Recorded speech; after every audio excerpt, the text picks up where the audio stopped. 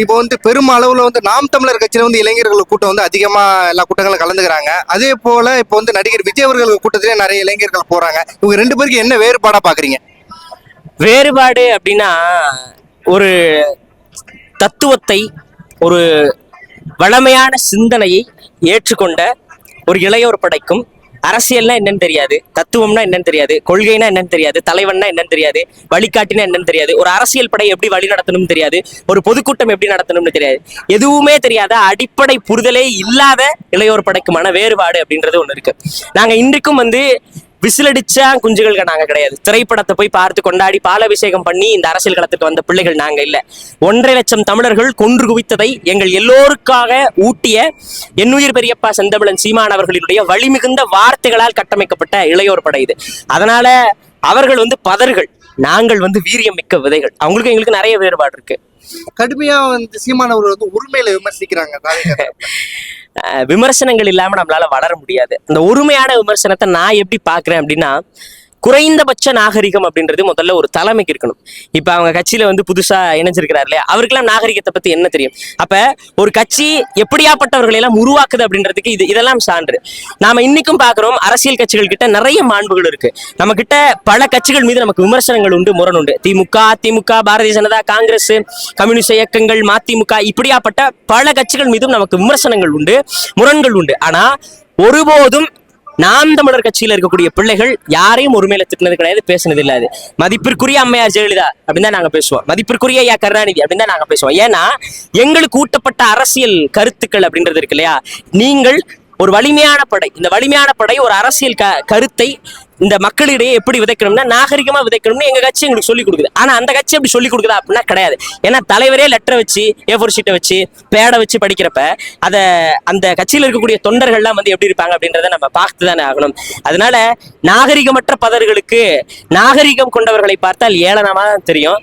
2026 தேர்தல்களும் அவங்களுக்கு பதில் சொல்லும். 26ல சீமான் அவர்களுடைய வாக்கு பெருமளவு விஜய் அவர்கள் தான் பிரிக்க போறாரு. நான் இப்பவும் சொல்றேன், வாக்கு சதவீதம் நாம் தமிழர் கட்சிக்கு குறைஞ்சிருச்சு. நீங்க சொல்றதே வச்சுக்கோ. குறைஞ்சு போனாலும் இந்த மாணவர் படை, இந்த இளையோர் படை, நாம் தமிழர் கட்சியில நாங்கெல்லாம் இருக்கிறோம்ல, நாங்கெல்லாம் சீமானை விட்டு போயிருவோமா? இல்ல, கிடையாது. இப்பவும் சொல்றேன், விஜய் அவர்கள் வாக்கு சதவீதம் வாங்கிறாரு. வெல்லல, ஒரு சட்டமன்ற தொகுதி கூட வெல்லல அப்படின்னா அந்த கட்சி கரைஞ்சு போயிடும், யாரும் இருக்க மாட்டாங்க. ஏன்னா வந்தவங்க எல்லாம் தாய் கழகம் நோக்கி திரும்பி போயிடுவாங்க. அதான் நடக்கும். ஆனா நாங்க அப்படி கிடையாது. எத்தனை முறை தோற்றாலும் சரி. நெல்சன் மண்டேலா அவர்கள் 100 ஆண்டு காலம் கருப்பின மக்களினுடைய அந்த விடுதலைக்காக ஏங்கி நின்ற அந்த மக்களை 27 ஆண்டுகள் சிறையில இருந்து பண்படுத்தி மீட்ட ஒரு புரட்சியாளர். அப்படியாப்பட்ட புரட்சியாளனுக்கே நாட்கள் பல தேவைப்பட்டிருக்கு. அப்படின்னா எங்களை மாதிரியான தத்துவத்தை முன்வைத்து வாக்கிற்கு பணம் கொடுக்காது, இன்னும் சொல்ல போனா ஊடக வெளிச்சமே இல்லாது இன்னைக்கும் பல கூட்டங்களை, மக்கள் பிரச்சனைகளை முன்னெடுக்கக்கூடிய பல பொதுக்கூட்டங்களை ஊடகங்கள் மறைக்குது. அப்படி ஊடக வலிமை இல்லாத போதும் நாங்க தேர்தல் காலத்துல மக்களுக்காக நிக்கிறோம் அப்படின்றப்ப அந்த தோல்வியெல்லாம் எங்களுக்கு எந்த விதத்திலையும் கவலையே கொடுக்க போறது. இன்னைக்கும் நான் சொல்றேன், நாம் தமிழர் வச்சு 2026 தோத்தாலும் எங்களுக்கு கவலை இல்லை. நாங்க சீமானினுடைய கரத்தை பிடித்து கொண்டுதான் சாகின்ற கடைசி தருவாயிலும் நாங்கள் சீமானின் பிள்ளைகள் தான். விஜயனுடைய பிள்ளைகள் இருப்பார்களான்ற உத்தரவாதத்தை கொடுக்கணும். நான் இன்னைக்கும் சொல்றேன், நான் ஒரு விஜய் ரசிகன், நான் ஒரு பெரிய விஜய் ரசிகன். சத்தியம் பண்ணி சொல்றேன், நீங்க இதை பதிவு பண்ணி வச்சுக்கோங்க. 2026 தேர்தல் காலத்துல விஜய் தோத்தாருன்னா அடுத்த படம் நடிக்க உறுதியாக போவார். போயிட்டு என்ன தெரியுமா சொல்லுவார், எனக்கு என்னோட ரசிகர்கள் முக்கியம், நான் என்னோட மக்களுக்காக படம் நடிக்க வந்தேன், கட்டாயமே சொல்லுவார். ஏன்னா நோக்கம் இருக்கிறவன் மட்டும் தான் மக்களுக்காக களத்துல நிற்க முடியும். ஏன் இப்ப எங்க பெரியப்பா செந்தமிழன் சீமான் அவர்கள் எடுத்துக்கிட்டோம்னா தேர்தலில் தோத்து போறோம், அடுத்த தேர்தலில் கூட்டணி வச்சிருந்தா இந்நேரத்துக்கு அவரினுடைய அந்த தலைமை பண்புக்கு ஒரு 10 சட்டமன்ற உறுப்பினர்களை, 2 பாராளுமன்ற உறுப்பினர்கள், ஏன்னா ஒண்ணுமே இல்லாத கட்சியெல்லாம் 2 சீட்டை வாங்கிட்டு உட்கார்ந்து இருக்கிறப்ப எங்களுக்கு எல்லாமும் இருந்தும் நாங்க அதை ஏன் செய்யல அப்படின்னா எங்களுக்கு இலக்கு அப்படின்ற ஒண்ணு இருக்கு. ஒரு தத்துவத்தை நாங்கள் அதிகாரமயப்படுத்தணும், தமிழ் தேசியம் என்கின்ற உயர்ந்த தத்துவத்தை நாங்கள் அதிகாரமயப்படுத்தணும் அப்படின்ற ஒரு தத்துவம், ஒரு தத்துவ வெறி கொண்டு நாங்க பயணிக்கிறோம். அதனால அவங்களோட வாக்கு பிரிச்சாலும் எங்களுக்கு கவலை இல்லை, பிரிக்கலனாலும் எங்களுக்கு கவலை இல்லை. நாங்கள் உறுதியாக 2026 அதிகாரத்தை நோக்கி பயணிப்போம். அந்த நம்பிக்கை எங்களுக்கு இருக்கு. மாவீரர்களினுடைய ஆன்மா எங்களை வழி நடத்தும். சொல்றீங்களா விஜய் அவர்கள் இந்த தேர்தலில் தோல்வி அடைஞ்சிட்டாருன்னா படம் நடிக்க போயிடுவாரு. அவர் நம்பி போய் வழக்கு வாங்கிக்கிட்டு, போராட்ட கலங்களை வழக்கு வாங்கிக்கிட்டு வாழ்க்கையில இருந்து நிக்கிற தொண்டர்கள் நிலைமை என்ன? தொண்டர்கள் நிலை யோசிக்கிறாங்களா?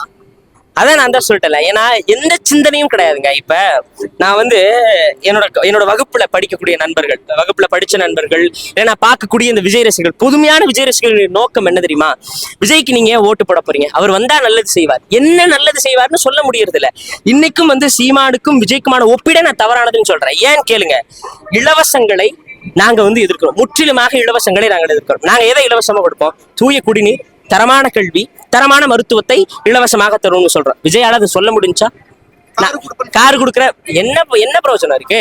ஒருத்தன் வந்து குடிசை வீட்டுல வாழ்வான், அவனுடைய பொருளாதாரம் வந்து மேம்பட்டு இருக்காது, அவனுக்கு நல்ல மருத்துவம் இருக்காது, நல்ல குடிநீர் இருக்காது, நல்ல கல்வி இருக்காது, அவன் பைக் வச்சுட்டு என்ன பண்ண போறான்? அப்ப இந்த ஒப்பீடே தவறானதுன்னு சொல்றேன். விஜய் என்கின்ற ஒருவர், இன்னைக்கும் சொல்றேன், அரசியல்ல அவர் சுழியம் தான். ஆனா சீமான் என்கின்ற ஒருவன் இங்க நிக்கிறார். நான் இன்னைக்கும் சொல்கிறேன், 4 பேர் இன்னைக்கு வந்து 4 முனை போட்டின்னு சொல்றீங்கல்ல, ஐயா மு.க. ஸ்டாலின், சரிங்களா, ஐயா எடப்பாடி பழனிசாமி, இந்த பக்கம் வந்து 4 முனை கூட்டணியில விஜய்னு ஒருத்தர் இருக்கிறார் இல்லையா, அவரு, செந்தமிழன், சீமான், 4 பேருக்கும் ஒரு பொதுமையான விவாதம், ஒரு பொது மேடையில வச்சுக்கலாம். அந்த விவாதத்துல என் உயிர் பெரியப்பா செந்தமிழன் சீமான் அவர்களை வெல்லுகிறவர்கள் தான் முதலமைச்சர் நீங்க சொல்லுங்களே பாப்பா. முடியாது.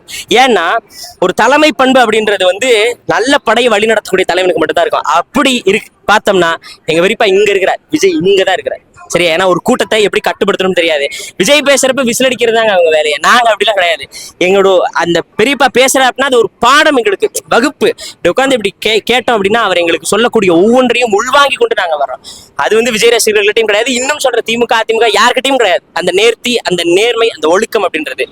அரசியல் போதுமான அரசியல் அறிவு இல்லாத விஜயை நோக்கி பல ஆண்டு காலமா அரசியல்ல பயணிச்ச செங்கோட்டையனா இருக்கட்டும், திராவிட கழக பேச்சாளர் நாஞ்சில் சம்பந்தா இருக்கட்டும், இப்படி விஜய் நம்பி போறாங்க, அந்த கட்சியில இணையறாங்க. இருப்பு இல்லாம தான். இப்ப அதிமுகவுல வந்து ஐயா செங்கோட்டையன் வந்து ஒரு மூத்த உறுப்பினர்ப்ப ஒரே அதிருப்தி தான் நடந்துச்சு. ஒரே அதிருப்தியில வந்து விஜய் கிட்ட போறதுக்கான காரணம் என்னன்னா, அவங்களுக்கான இருப்பு இல்ல, நோக்கம் அப்படின்ற ஒண்ணு இல்ல. அவர் என்ன சொன்னார்னா, நான் அதிமுக ஒருங்கிணைக்கிறேன்னு சொன்னார். ஒரு பணியை கூட செய்யல. நாஞ்சில் சம்பத்தை பத்தி நான் பேச மாட்டேன். ஏன்னா நான் நல்ல மனிதன், சாப்பாட்டுல உப்பு போட்டு சாப்பிடக்கூடிய நல்ல மனிதன் நானு. அதனால அவரை போன்ற அரசியல் வியாபாரி தன்னுடைய திறமையை வைத்து பிழைப்பு நடத்தக்கூடியவர். அவர் இன்னும் நான் விமர்சிக்கலாம். ஆனா எனக்கான வயது அப்படின்றது ஒண்ணு இருக்கு இல்லையா, அந்த அரசியல் வியாபாரியை பத்தி நான் பேச விரும்பல. அவர் வந்து இன்னைக்கு தாவேக்கால இருக்கிறல்ல, நாளைக்கு தாவேக்காவே விமர்சிச்சு பேசுவார். அடுத்து வேற கட்சிக்கு போவார், வேற கட்சிக்கு. அவருக்கு வந்து வியாபாரம் தான் முக்கியம். அதனால இருப்பு இல்லாதவங்க அவங்க போவாங்க. இப்பவுமே பார்த்தோம்னா தாவேக்கா அப்படின்றது ஒரு முழுமையான அந்த கட்சியிலே இருக்கக்கூடிய நபர்களை வச்சிருக்குதா அப்படின்னா கிடையாது. நாங்க பார்த்தோம்னா சிடிஆர் நிர்மல்குமார் வந்து RSS சித்தாந்தத்தை கொண்டவர்.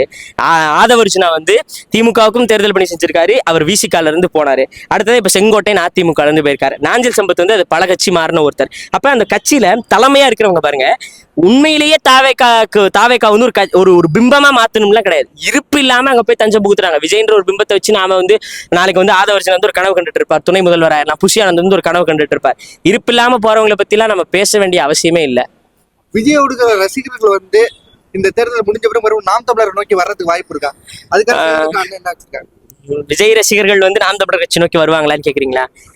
கட்டாயம் வருவாங்க. ஏன்னா உணர்வாங்க, கட்டாயம் உணர்வாங்க. யார் உண்மையான தலைவன் 2026 தேர்தல் களம் காட்டும். வாக்கு சதவீதத்துல நாம் தமிழர் கட்சி உயரும். விஜய் என்கின்ற ஒரு நபரை நம்பி சென்ற அந்த இளைய சமுதாயம் அப்படின்றது யார் உண்மையான தலைவர் அப்படின்றத உண்மையாலுமே அறிஞ்சுக்குவாங்க. இந்த தேர்தல் அப்படின்றது எங்களுக்கு அதிகார மையமா இருக்கும். இனி வரக்கூடிய தேர்தல்கள் நாம் தமிழர் கட்சி ஒரு சாதனை புரிஞ்சு உறுதியாக இந்த தமிழ் நிலத்தை நாங்கள் ஆளுவோம், தமிழ் தேசியம் ஆளும். மகிழ்ச்சி. நன்றி. நன்றிங்கண்ணா.